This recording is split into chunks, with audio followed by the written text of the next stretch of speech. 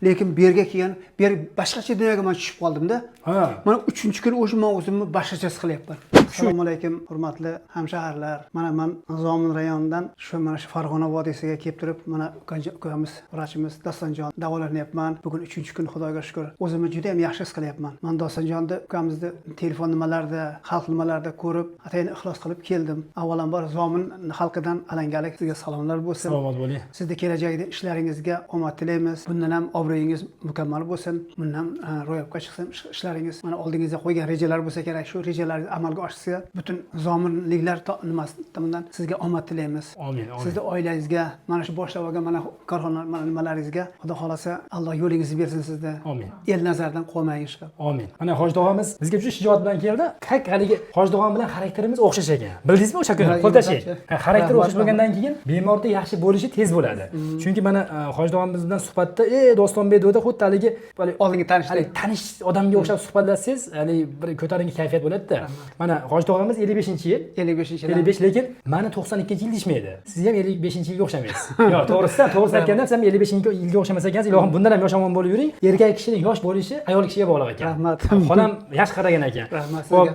Mana e'tibor qilayotgan bo'lsak, tizza bo'g'midagi osteoartroz kasalligi biz ikkinchi bosqich qo'yyapman mana. Men ikkinchi bosqich qo'yyapman. Bu bosqich 55-yil insonga bu vishi degani, juda a'lo degani.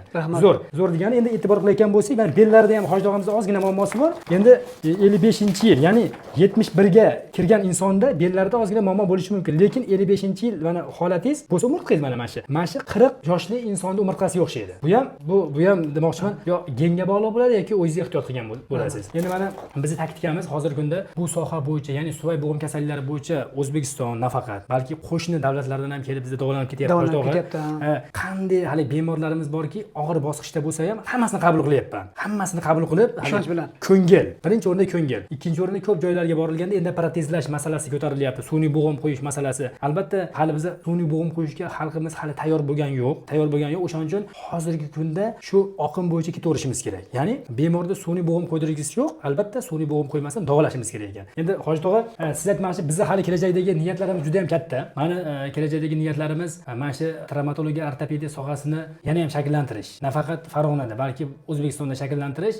Endi bu narsaga mana shu xalqimizning duosi bilan erishamiz ekan. Men eng duoda ish katta degan gapni men mazmunini keyin o'ylayman ekanda. Men o'ylab qarasam, men bitta o'g'illigimga men ko'pchilikga aytaman, duo qilinglar, meni o'g'lim ko'p bo'lsin desam, Xudo taolo hozirgi kunda 3 ta o'g'il berib qo'ydi menga. Demoqchiman, mana sizlar ko'pchilik duo qilyapti-yu, ilohim Dostonbek yaxshi klinika oching, katta klinika oching, ustozlaringiz sog' bo'lsin deyishyapti. Albatta bu narsalar bardavom bo'ladi. Endi bu klinika oching degan narsa bu hammasi yaxshilikka. Ya'ni mana hozirgi kunda bunday qarasangiz, hali hamma soha bir xilda ketyapti. Meditsina. Men ham ko'p nimalarga davolanish, nimalarga birikta nimalarga bultirib oldim, lekin bu yerga kelgan, bu yer boshqacha dunyoga men tushib qoldim-da. Mana 3-kun o'sha men o'zimni boshqacha his qilyapman. Shu joyda mana shu klinikada ayniqsa mana hamshiralar bor-ku, hammasi muomalasi juda ham bor edi. Ajoyib. Yaxshi gapiradi, yaxshi muomala qiladi. Shu yaxshi gapirishda o'zi ham bir shifo topadi odam. Albatta. Qovog'ini uyib nima qilib tursa qanday qilasiz? Albatta. Ularga ham minnatdorchiligimizni bildiraman, mana shu ism shariflarini bilmayman. Ism shariflarini. Mana yoshomon yigit ekan demasdan kelganlaringizga xursandmiz.